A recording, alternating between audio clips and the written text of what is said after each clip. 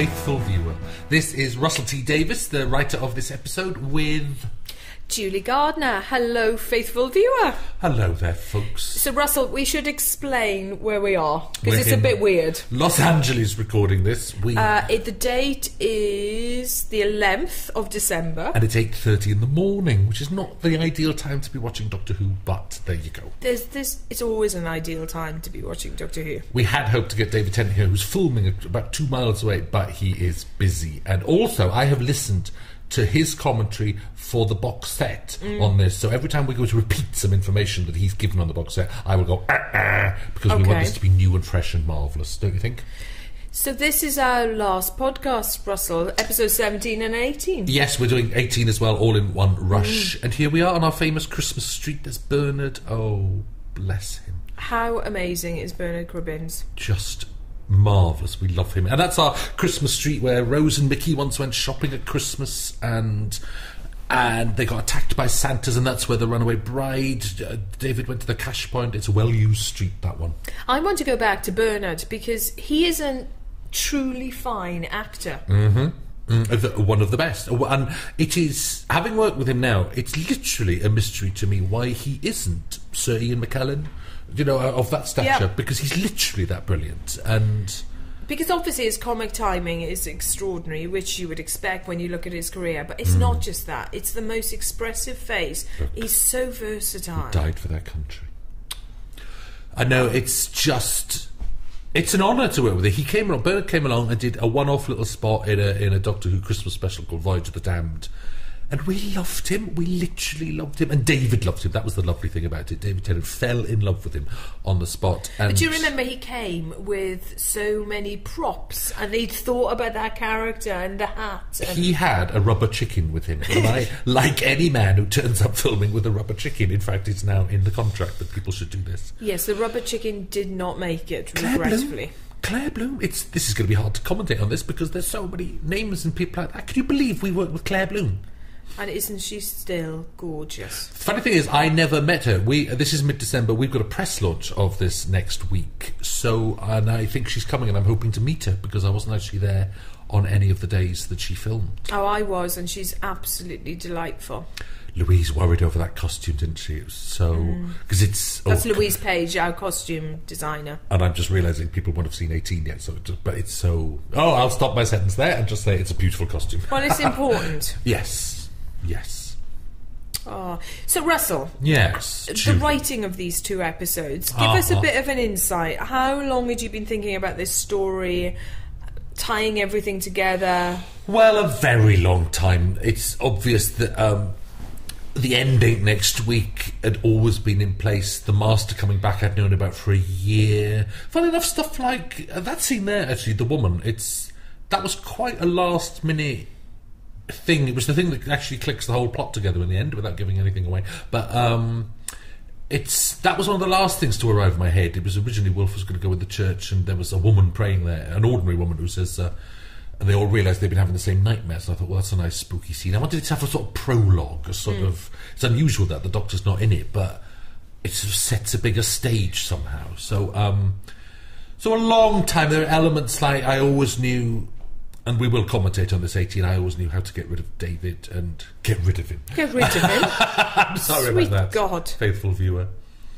Oh. Marvellous. Can I also point out here now, because we set this episode up, and then Miss Tracy Simpson of this parish, who was the producer of this episode, was made producer on next year's series. Apparently there's a series next year with a new Doctor. I know life has continued without us, Russell. I don't know how to feel. It was meant to stop. I know, and it didn't. Tracy had to move on to production of Series 5 next year, which would be brilliant and marvellous.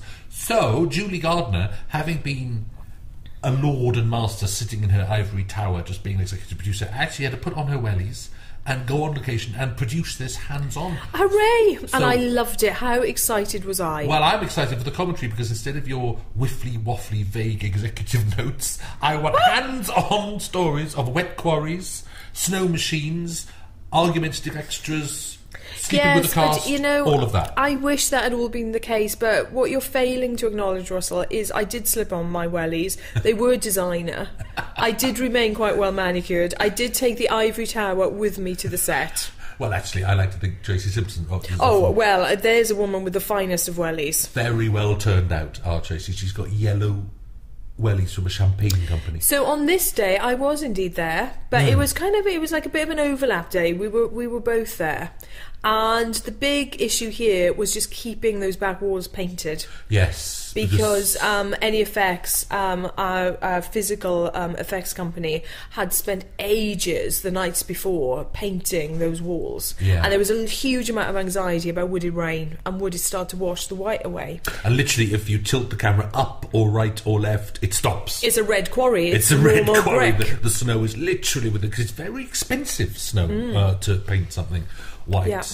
And I'd had a bit of a moan in the tone meeting, because I love Planet of the Ood. We've been to this planet before, an episode called Planet of the Ood, which is filmed on a very bright day, though. There's a scene when they arrive in a quarry in Planet of the Ood, and it just looks like a bit of a dust bowl. Yes. It's almost like a salt bowl in Utah or something. And I just said this time, it was the Christmas episode, and David's last episode, I just said I want everything to be bigger. I want a bigger quarry, a bigger space, bigger boulders, and literally that's what you got lumped with. Bless you. And very oddly, we wrapped early on this day.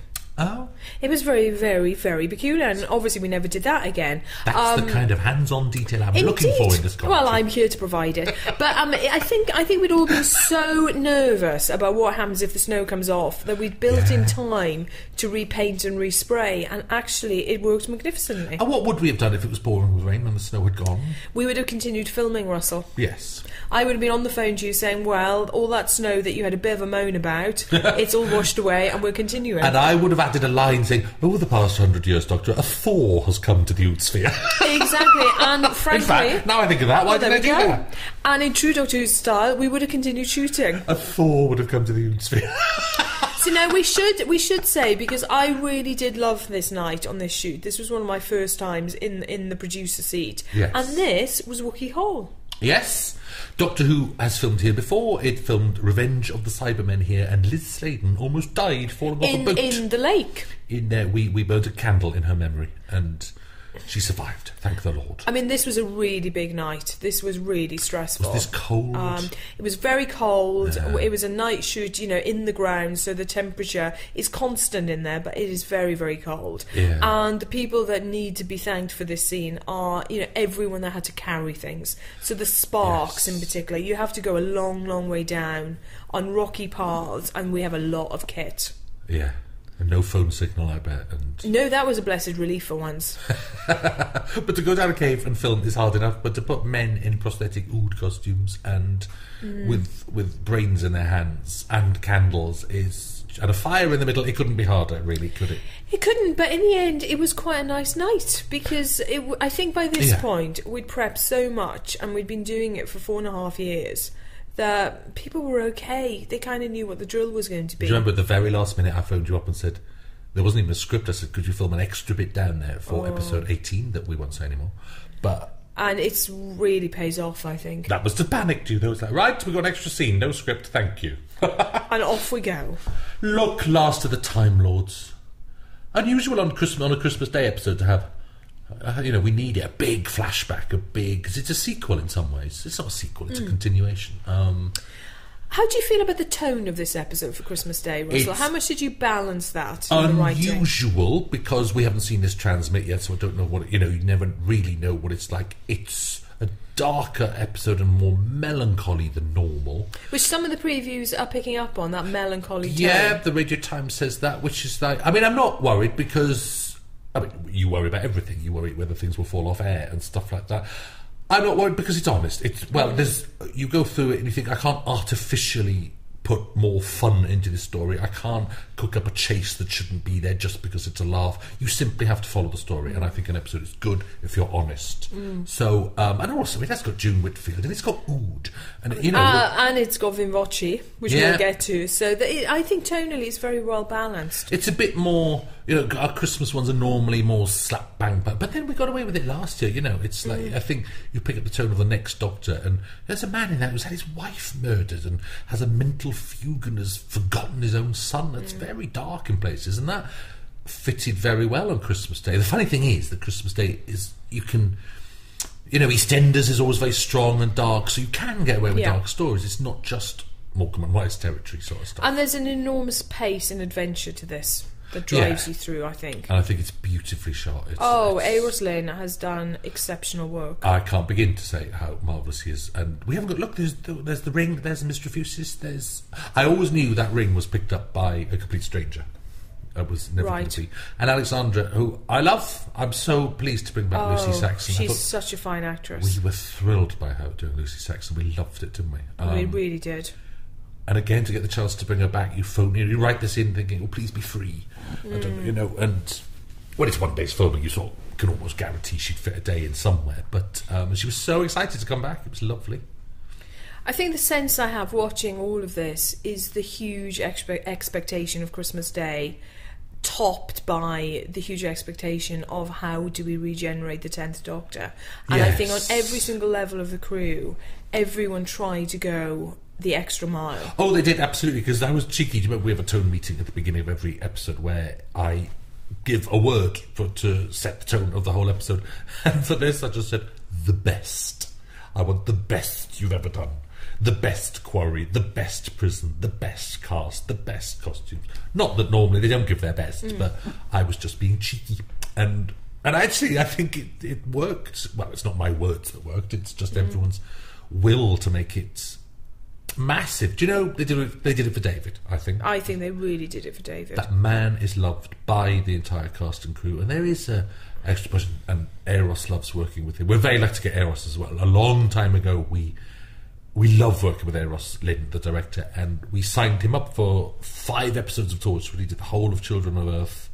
And during that, do you remember, we practically lived in his trailer to convince him to come and shoot this at the same time. So it's a long stint for Eros. He practically came off Children of Earth straight onto this. Oh, the schedule for him was absolutely appalling. Yeah. We were still doing post-production on Children of Earth, and we were prepping these episodes. We were. Do you remember when we looked at it 6 months before we actually did it, we worried. We were like, going, is that possible? Can a man actually finish a 5-part series and set up something this huge? And of course he did it without a glitch, without a frown. He's so brilliant. But it was a lot of work. Looking back, I remember thinking, are we mad? But there was simply no one else we wanted to direct this. It was like... So this might be difficult for you to answer, yes, but in asking the crew to be the best, yes, would you say these are your best Doctor Who scripts? I can't answer What a that. great question. I like putting you on the spot on my sofa. That. Well, in terms of your satisfaction in how you pull things together. Could not have worked harder. So that'll do me. Yes, exactly. Literally, oh, look at this. I do love this, I have to say. You see, it's like... Because sometimes what you were saying earlier about... I think we're worried slightly that maybe this is too dark for Christmas Day. Because I think the scene like this we watch with very adult eyes go, oh my God, it's like a black mass. But actually as a kid, it's the most exciting thing in the world. But it's very Harry Potter-esque. Yeah, it is. And there's a vortex and there's the Master. So in a way we forget how much fun scenes like this are. Because we can see the adultness of them. But if you're a kid, you're like, oh, he's back. How brilliant. Now John there is wearing a wig. He is wearing a wig. He was not entirely happy to be wearing a wig. That's my next on the floor comment as producer. I think it was a finely fitted wig, but it is still a wig, and wigs never really, really work, do they? No, and especially with short hair, that's very hard. With long flowing locks, that's all right. Because we wanted him to be a blonde, punky Master. He actually dyes his hair blonde because he looks like Howard Saxon. He looks like the Prime Minister. He does that lovely little gesture later on where he runs his fingers over his hair, so he's obviously dyed it. But we said, well, he can't turn up in this scene with dyed blonde hair. Why would he come back to life with dyed blonde hair? That just doesn't make sense. No. So we sat through a long tone meeting, didn't we, saying... She talked about how naked he would be. Though I did try to argue with you on one point that the shock of being brought back from the dead had turned his hair white blonde. I know, but I was onto something. I was. I could have saved you, John, from the wig. It would have had roots, wouldn't it? Well, yes. It's nonsense. You're power mad, frankly. I am, in my wellies. And were you here this day? Where are we? What's going on? Where are we now? Oh, were you not there today? Oh, no, I was there. We were in a castle. We were in Caerphilly Castle, wasn't it? Yes. And it was a very, very cold, rainy day, and I wasn't there for very long because actually the room that we were shooting in was very, very small.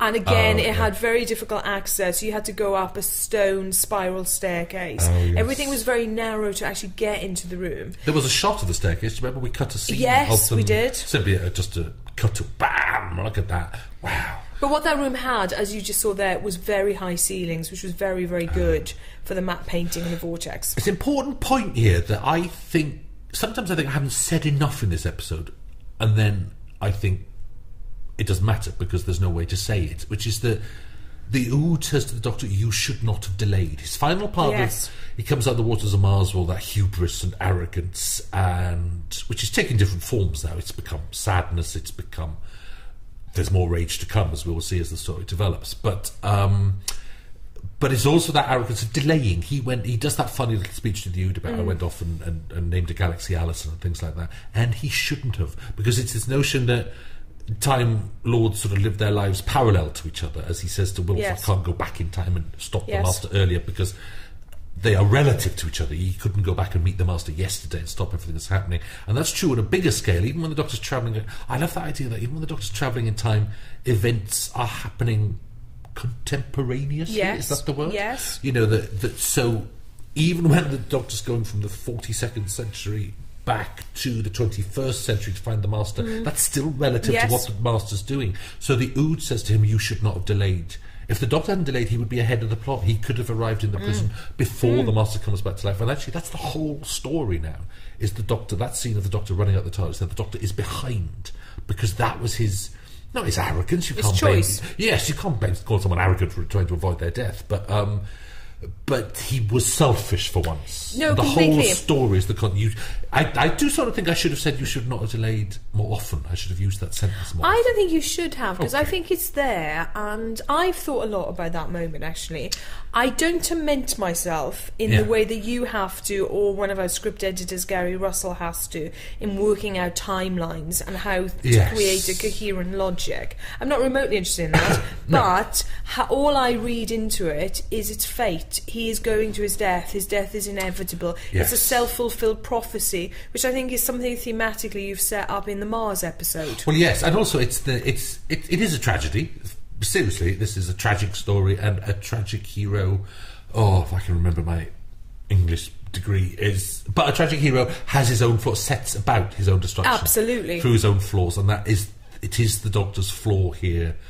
Which, like I say, arrogance doesn't cover it's almost as basic in trying to avoid his death. He creates his death. Yes, that's it. That's it. And it's what I mean is, the Ood Sigma says you should not have delayed. Maybe the Elder Ood should have said. Ood Sigma just says in passing you should not have delayed, and maybe there was some way to give the Elder Ood that line, to give it more weight and gravitas, for want of a better word. I think it's in there, and I think if we've watched Mars and come into this, we get it. Yes. But meanwhile, enough. June Whitfield! And the sitcom Barry Howard.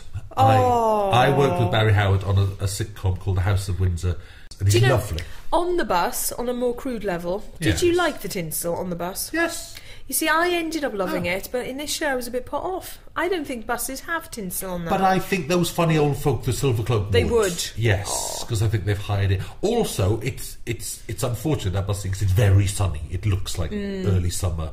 So I think the tinsel helps. Look, here we go.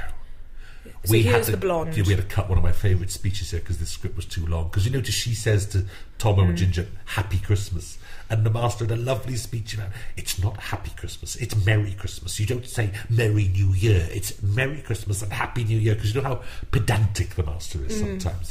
He can be strangely formal about things, and that's what consigned poor Lacey to death there.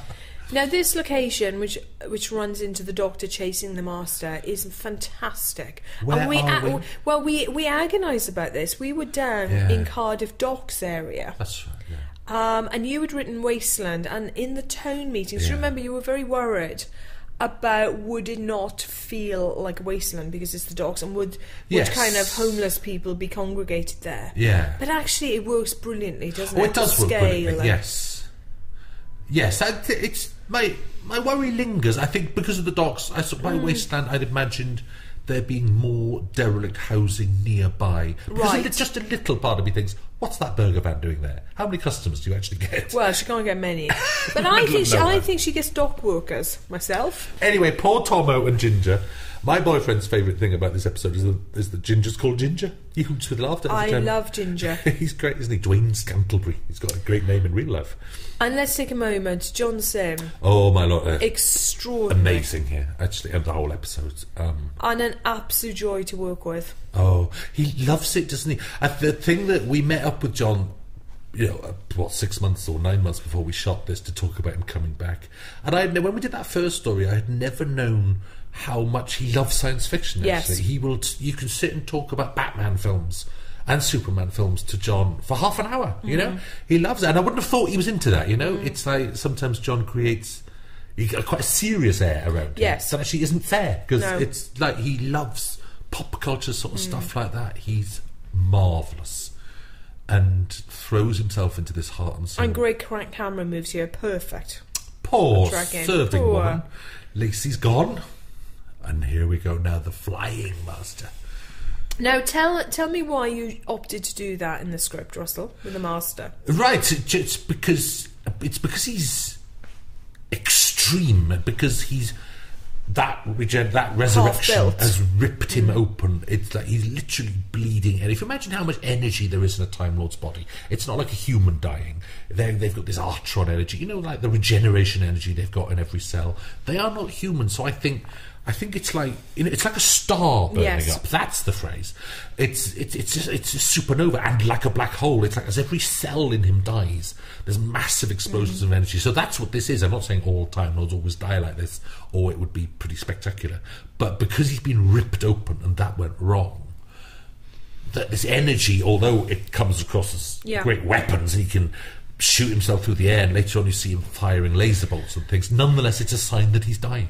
And here we are knocking 4 times. Yes. How much do we keep milking this in the edit? I know. I love this scene. I think, and Eros and these two actors are just... The scale of it, Murray Gold's music, everything. Do you remember there were so many takes on that? John was hitting that drum so hard that the stick would fly out of his hand. Yes. Do you remember lots of takes? And he'd get really cross. He'd go, but it was so hard that the percussion would literally knock it out. This is good, isn't it? This, and I agree about the location. I just think it's amazing and huge. And what are those piles of gravel? What are they? Gravel piles? Yes. If you wondered where gravel comes from, it comes from Cardiff docks. For no apparent reason, I'd say. I mean, I just don't know. I think they ship it out to graveyards and things. Oh, that's cheered me up as we build up to Christmas. It's got to come from somewhere, and obviously it comes from Cardiff. All that gravel graveyards and the homes of rich people. Wherever you crunch upon gravel, that's where you'll find it. Should we get back to the plot now? No, I'm fascinated by the gravel. In fact, you've destroyed my viewing of this scene now. I'm going to be worrying about the gravel. I wish to talk about the Master's lovely skull, which is a beautiful job by the mill, I think. We go. I love that. We took a long time over that sound effect, didn't we? Oh, we did. And Eros loves that sound effect. Eros loves it. I'm still not certain myself. Oh, I wonder if it's a bit strong. That we mean that. Yes, as he the does growl. it. But, do you know, it's brilliantly unsubtle though. And, I think it needs something. And he is the picture's not subtle either. He's turning into a skull. I don't think we quite cracked that moment. No. Oh, I like it. And now the silver cloak. The silver cloak. Look at Barry Howard eyeing up the Doctor. Quite frankly. And I was here for this moment, and God bless you, Whitfield, I say. Do you know, I met her on the day I almost gave something away when you shot something for the next episode. And I've never done this with an actor before. She opened the door and I hugged her. You don't do that. You did, you fell into her arms. I just went, June, and... And she has got a glint in her eye. She really has, and she had an enormous glint in her eye for this bum-pinching moment that we're building to. She's very cheeky, isn't she? She was very method in this moment. It's funny, you just wouldn't do that normally to an actor. Hug them. You say, hello, really pleased to meet you, and thank you for coming on board. And it was just June Whitfield. I fell into her arms. You did? How fun. That woman in the blue coat as well is a faithful extra of ours. She's always been... She's lovely. She's in The Poisonous Sky. She's got a line in the Sontaran Stratton. Isn't she the woman who walks past Donna in the street saying... Yes, she is. You've been away or something. And so here we are in our cafe in Swansea. This music cue is beautiful. Because that's not one of the music cues you'd normally point out as beautiful, because there's big themes and stuff really elsewhere. clever. And that is a really huge... What Murray does there is take part of the plot, the sitcom bus full of pensioners, makes it a huge moment and literally slides them off stage, as the camera does as well. It's like, park that story and off we go. Very clever cue, that. Now, I had my recurring theme. I had a lot of tinsel angst in this scene.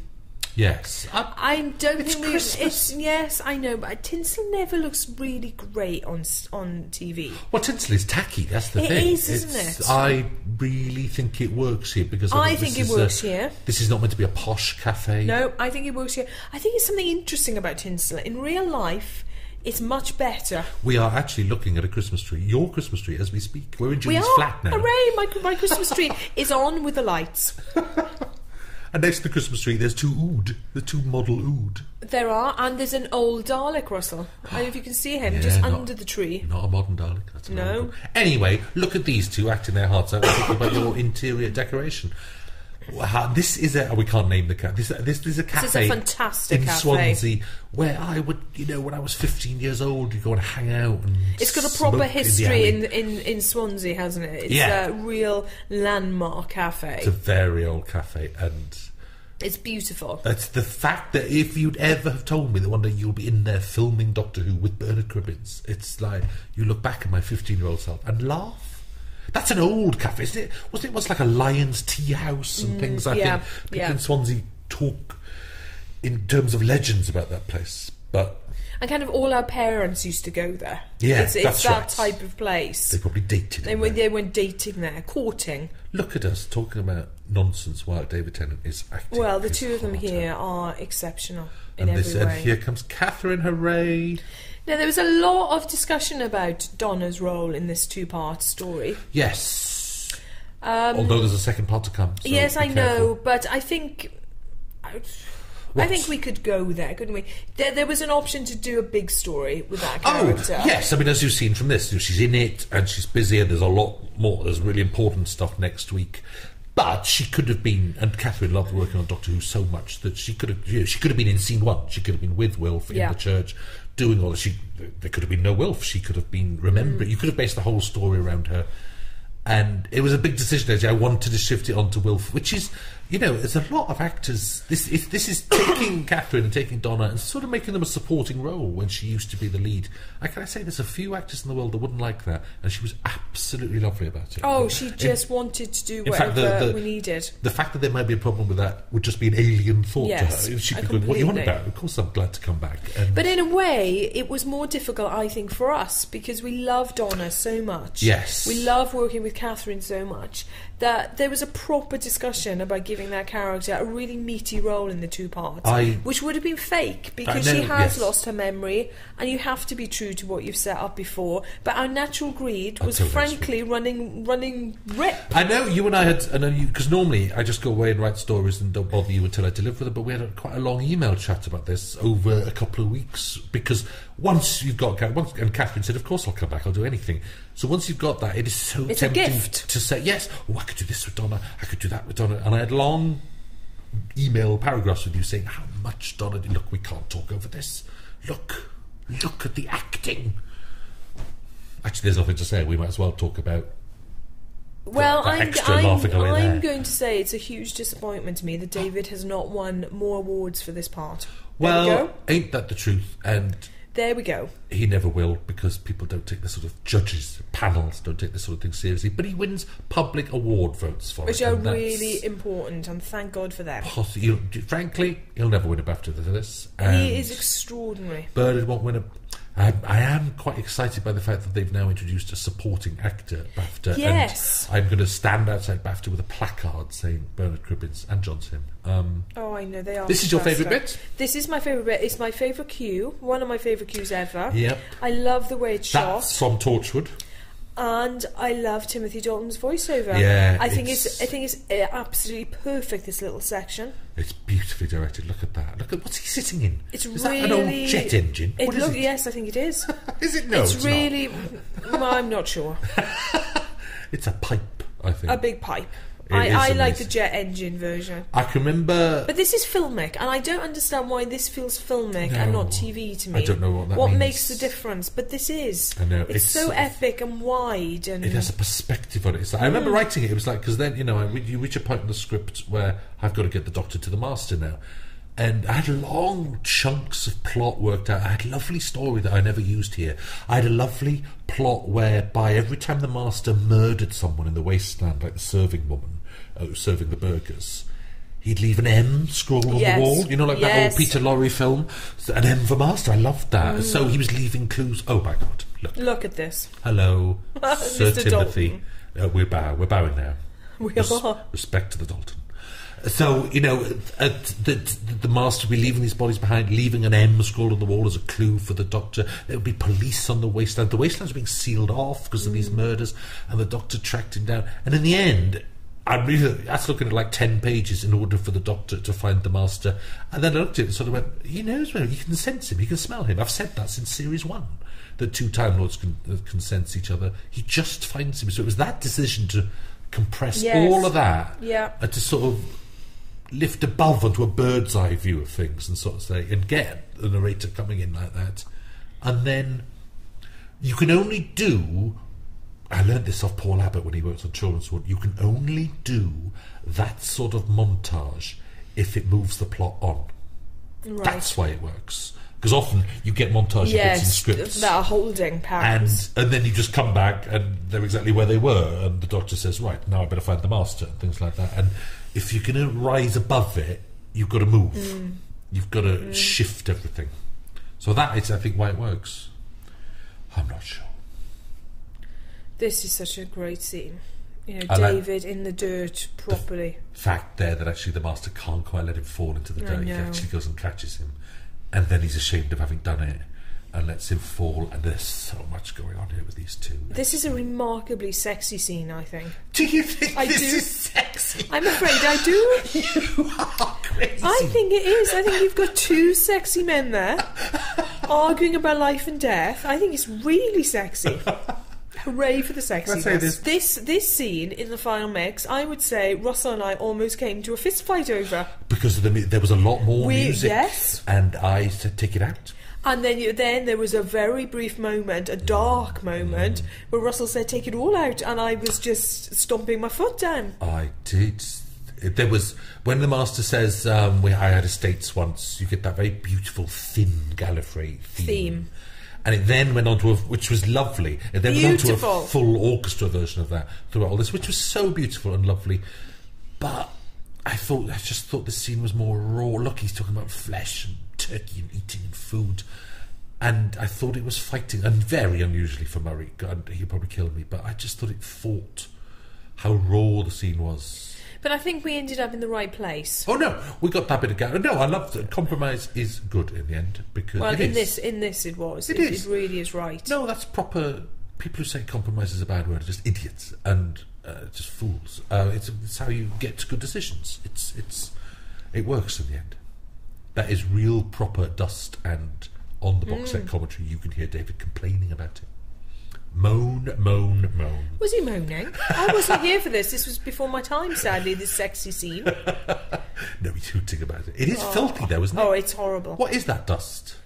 Well, I can't say I wasn't there. I don't know. Is it the gravel from the graveyards? Why weren't you there? No wonder the scene's out of control. I know. Well, obviously I couldn't have been trusted with such a sexy scene. It was before Tracy Simpson had to leave to start setting up season 5. Oh, yes. And we must say, bless Tracy, she was still here for so much of it. Totally. And no, she's fantastic. A finer worker you'll never find. No, she's fantastic. And she set it all up, and she's brilliant. Yeah, she was in the dust. I was in my ivory tower. And this is what both David and John wanted. Actually, is more scenes together, because it's very hard to bring the Doctor and the Master together, because he wants to kill him and he wants to save him, and they're volatile. They're like two chemicals exploding in a lab, and they have a lot more together in this than they did in Last of the Time Lords. There's a lot more next week as well, which I'm delighted about. It's like, to be honest, I didn't need to be told that as a piece of advice, because I just watched them together anyway and thought they're magnificent. So it's what I wanted. And now we discover that the noise inside the Master's head, Julie, is real. How is that possible? Well, we will find out soon. But how? It's that he's heard it all his life. Julie. And Jess, we missed the moment, but that moment where the Doctor hears the noise was really complicated in the final mix. Yes. The way the sound shifts. Yes. Actually, because it's a beautiful mix as ever. That was actually originally the work of the idea for that. The way the noise shifts is the idea of Philip Kloss, our editor, who works brilliantly with Eros and who. Our RTS and BAFTA winning editor. The man who won 2 awards on 2 nights. He's a brilliant editor, and that was his work. It was very clever, very well done, and is a major development, in the history of the Master. A helicopter scene without a helicopter. Don't tell me we've got an infinite budget. We do this so many times. It works though, doesn't it? I was here for this. It's a light in the sky on a crane, but it's a noise fine. Effect, and off we go. Yeah. Wind machine. But it's funny because it's what we were doing way back in Aliens of London. There's a helicopter scene with the Doctor and Mickey and Rose. Gosh, that's a long time ago. Wow. They step out the TARDIS and there's a spotlight and they're arrested. On that, we actually had a little 2D glimpse of a helicopter in the sky that we had. We didn't even need this time because it works. Russell, what's it like to be leaving Doctor Who? We are really properly almost at the end. I wonder what it's going to be like on January the 2nd. I do. I wonder if it'll hit us or whether that'll be just a completely normal day. I'm just literally excited at the moment, I have to say, because I can't wait for that. My predominant thought is I can't wait for people to see this. And I am a proper fan of old. I think it's going to be odder for you because this is the only Doctor Who you've ever known. Yeah, properly. Yeah. And literally, the new Doctor Who magazine arrived the other day. Other magazines are available, though none as devoted to Doctor Who, may I say. And it would be license breaking if they were. And it's got a back page advert for next month's Doctor Who magazine with like new logo, new design, new Doctor. And I'm thrilled. And as a fan, I literally turned to that page and I went, oh my God, out on the 7th of January, wow. And I was like that, and I thought, well, I actually emailed Stephen Moffat sort of saying my fan gene is intact. It's not bruised, it's not selfish. I literally had a thrill of excitement, an old thrill that I felt for years with this show. So I worry for you, Julie. Oh, but I think it might be. I think you're devoted now and will love it anyway. I think my fan gene is pretty intact as well, and I love everything I'm starting to see from season 5. The little bits like the logo, those photos of Croatia. Oh, I've got to be honest. I'm jealous. Faithful viewer. I am jealous. I just walked into the office and went, Julie, why didn't we go to Croatia? And I have no answer. It looks absolutely fantastic. I was literally sitting in the office going, how can they afford to go for 2 weeks and we couldn't? I know, it looks glorious. It looks amazing. We've seen actually some behind the scenes photos with some, we've got mates on the crew and they sent us photos, and some of those buildings and locations and shots of stuff like I've never seen on television before. You've got such... See, look, listen to us. Season 5, amazing. How excited are we? We are really excited, Russell. So, we missed the best bit there. The turkey. If you rewind, faithful viewer, that turkey on the Noble's table is raw. And I'm like going, what the hell is that? After this had been shot, I was like, and you weren't on set that day. No. It was poor Tracy. And I watched the rushes and I'm like on the phone going, why the hell is the turkey raw? And they're going, oh, well, we thought they hadn't cooked. But I was going, the Queen's speech. It doesn't actually say so in the script, but the Queen's speech is always 2 p.m. or 3 p.m. Or 3 p.m, yeah. So it's like, I was going, even if they put that turkey in the oven now, they wouldn't be eating until midnight. And so poor Tracy was disconsolate. And so the mill had to save the day. They've painted that turkey brown. I think it's hilarious. It's still a bit odd that they've got a cooked turkey on the table and Sylvia is just preparing the veg. But you know what? That's Christmas Day. Well, and you get drunk, things get away from you, apparently you do.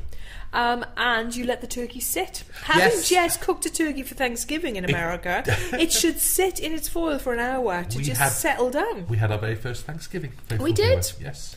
I rather like my turkey Thanksgiving dinner. But you know what I did on Thanksgiving? I worked. Like every holiday you've ever given me, Julie. Yes, you did work. You did work. And you did have a takeaway turkey dinner for me. It was Meals on Wheels. It was. Julie drove it round to my flat. And I carried on working. Oh, the sadness. Now I love this cue, and I love the discovery of the gun here, because it becomes sinister and disconcerting. What I love in that scene is Sylvia and Donna cackling. Downstairs, yes. I think that's lovely. Oh, look. You start to... I remember in the script starting to really worry. Were you get worried? such a sense What did you of think when a gun foreboding. came into it here? I started... Careful, Well, on the very first reading of the script, yeah. I started to fear that Will was going to shoot the doctor. Right. As mad as Good. that is, Yeah. you start thinking it's going to go wrong. Yeah. Right, yeah, I'm not going to say anymore because No. I'm skating on thin that's ice. interesting. So you were starting to guess. You were like, oh dear. Well, of course you start to guess. That's why I put it in the first place. Oh, that's interesting. But we're not giving away too much there. Because it spins. We're saying no more. It spins. It's something else. I remember thinking of it. There's a little line there that I think will confuse people. When the woman says, the war was won and passed you by, I sort of suspect there will be 5,000 fans thinking that's the Time War and that Wilf is Rassilon and a famous time... the Time War was won and passed you by. What it means is, actually, if you look at Wilf's age, he would have joined the army... we touch on this next week. He would have joined up in 1946. Mm. So he literally missed World War II, which is both a good thing and a bad thing. And not that all the fighting was over by that stage either. Yes. With Palestine and everything going on across the world. But that's what that means. That's like...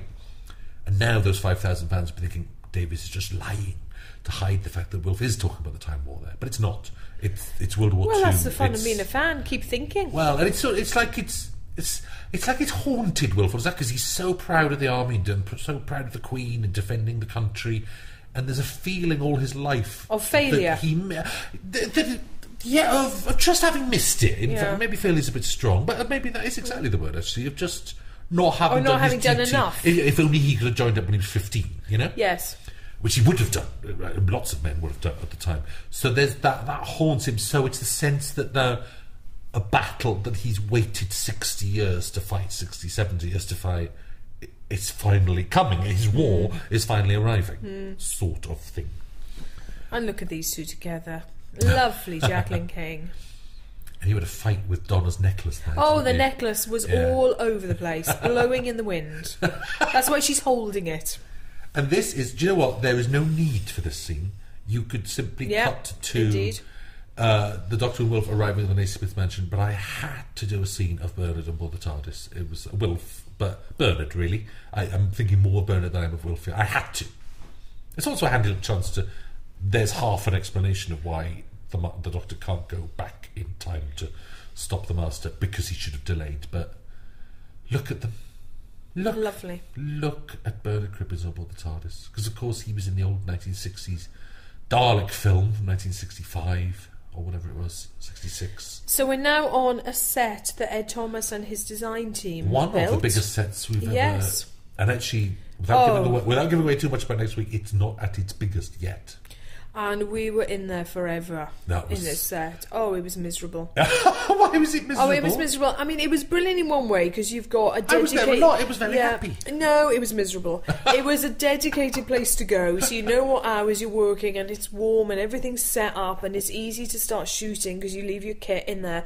But we had so much technical stuff to do. There's a lot of... Scenes after scenes after scene were broken down into camera positions or people positions, lock shots. I mean, this all and you become can see already, because to be clear. listening to this commentary, you must have seen the end of this episode already. So the Yes. shots of the many masters. Oh, where it was a nightmare. Of course, I was forgetting. He plays everyone in that room. And so every shot with the master in, with more than one master in, is a special effects shot. So of course, what it meant with the schedule is we could never complete a scene. You know, you could never tick off a scene as finished. You were going mad, weren't you? We were going mad. I'd forgotten. Because you never do a scene, because you do bits from scenes. Look at that. So you do shots, and then you keep going back. And so, it was like being so treading many mud. costume changes, and it had to be more choreographed. You know, you had to know exactly what was going on in the scene. I love these two. They At are last, excellent. I mean, this is a nice...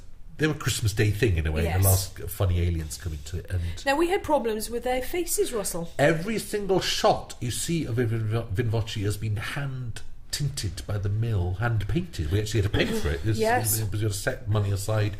It's my fault, because in the tone meeting and everything, I thought it would be a really good idea if they had flesh coloured faces that graded into the green of a Vinvoce. And when we then came to do that, it looked like they had a normal face with a green hat It just looked, and it really wasn't this, because the work was exceptional. It looked like a bad makeup job. Yeah, which it wasn't. And it looked great in close-up, because you could see the green grade into the pink. But from a distance, and they're quite... You're not often close on a Vinvoce because they're not really saying anything important. So you're often on a two-shot or a mid-shot or even wider on a Vinvoce. So from a distance, it looked almost like a line, pink, green. It was just a really odd little visual effect. And spoiled them, so we've painted them green in post-production. Now, I want to ask, are you trying to put the nation off eating turkey on Christmas Day? Well, that everyone that's sat down with a full tummy... But this is the funny thing, I didn't mean for this to happen. This I is know. a marvellous piece of... And I was there for this. What I meant was, he gets the turkey, he rips off a drumstick, and he eats it throughout the rest of the scene. Normally, like a human being eating a whole turkey. But you all thought it was like the burger eating. Yes, the burger eating was very specific in the script. And of course, I never said that it would be any different. So you pause the whole action for him to demolish a turkey, which is hilarious. I think it's rather funny, though I think it might make the nation a bit queasy. I'm very glad Confidential hasn't covered John Sim having to do that, because it was revolting.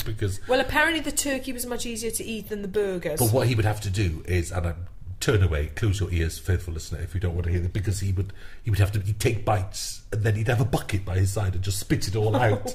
It was not handsome, was it? And on that set that day, all you could smell was turkey. Because of course you have to have a food technician, because you have to make sure you're not going to poison anyone. Yeah, but it was the same with the burger earlier. He'd bite it and literally have to turn away and spit it out, and then come back and Well, the turkey was much easier. I hope some people are listening to this on Christmas night when they're full of their dinner. I mean, that is why I think that turkey bit is a hoot, because so many people will be full. And there was, and that's how you feel you are. Well, you've eaten like that. Possibly the most evil thing the master could do, I think. Because they'll be going, oh my God. Look, John Sim really did suffer for his art in these episodes. There was the burger, there was the turkey, there are the multiple costume changes, which we will get into. It was not an easy shoot for him. That is the stable where Jackson Lake once realised that he's not the Doctor. We were there last Christmas. We were. It's a good old stable. I love this bit. There's an old Doctor Who story called The Pyramids of Mars, where Tom Baker and Elizabeth Sladen sneak around a country house doing this. And this bit's... I think I wrote this thinking of that. And now it even looks like it. I love that bit. And it's a funny thing. Here we are. This is our 59th episode of Doctor Who, with episode 60 to come. And in all those episodes, we haven't done a present-day country house. No. Which is a real Doctor Who setting. It's really classic setting. We've done Queen Victoria in a mansion in the Victorian age, but we've never done... the Pertwee years were full of stories of country houses. And Tom Baker, they'd often... And so it's really funny to think, we haven't even... There's so many untapped resources of Doctor Who still. Now, I think we should take a moment to explain what we're doing technically on this podcast, because we are filming in my apartment in LA. Hello. So there is a plane overhead at the moment. I can hear it. That's... you and I both are at the back end of colds. Yes. So I have been coughing a little bit. If we sound a bit blur. And unusually, our phones are still on because it's a working morning. We should explain that. If the phone rings, we're going to answer it. So we are properly live, as it were. So it's all a bit peculiar. We started 8 o'clock in the morning, so we haven't got time to not answer the phone. If the phone rings, we've got to answer it, faithful viewer, so be kind to us. So it's all very strange. So we should put that health warning on this whole enterprise rather than we've just gone mad. We meant to do that at the top. I love the gate, I think. Look, Ed Thomas, we haven't talked about Ed Thomas, our designer, who we love. I think I annoyed him with this room because you see the red walls. The red walls were originally... There's that other room you see in the Naismith Mansion where they first had the Master strapped to that trolley. That's got curtains. If you look at those curtains, it's got black curtains with a silver... Well, it's like a fleur-de-lis fleur-de-lis in the middle of it. That was meant to be on all the walls of that room. The wallpaper was meant to be black. Much. Well, and I just didn't like it. It was overpowering. We shot the room on location first of all, and I went, I don't like those curtains much. And the poor Ed went, right, that design's going to be everywhere. And I was like, could it not be? Could it be a different colour? I love it red. I think it's... Imagine if that was all black with the fleur-de-lis. And the only thing wrong with this set, sorry to say this, Ed, because it's brilliant. Wrong. Oh, come on, you're going to jump in on this. Is the door. We will come up to look out for the kind of mystery, magic, strange door. The secret door. You've seen it already. It's the door via which the Doctor enters the gate room. That big set is called the gate room. And there's the strangest door, which I think I must have said yes to in a meeting. I think we I'm an did. Idiot. Yes. I think we did in a moment of, madness. Well, I probably didn't understand, and I went, yes, like you do, pretending you know what people are talking about. And, however, apart from that, and even including that, Ed Thomas is a saint. We love Ed. Ed's getting married this Christmas in Mauritius, which was so delightful. And I can't go because I've had so much Los Angeles, Britain travelling. I can't throw a third country into it. And hooray for him and his lovely wife Natalie and their lovely children. It's just gorgeous, isn't it? I know. Very, very happy for him. Now, why is David wearing that particular suit? What do you mean, the brown one? Yes. Because I love the brown one. I love the brown one, but there was a particular decision, wasn't there, to end? I thought there was a decision to end with him on the brown suit. Oh, well, my only decision was it's my favourite suit. I prefer it to the blue. But I think it was his favourite as well, yes. wasn't it? Well, it's the one he started out in, isn't it? It's like, here comes the door. Oh, poor Ed. Mind you, he's in Mauritius, he can't hear this. No, exactly. Don't tell me he's ever sat down and listened to one of our podcasts, and he can suffer as a result, frankly. So now we can hoot. Look, Trinity Wells, Lachelle Carl.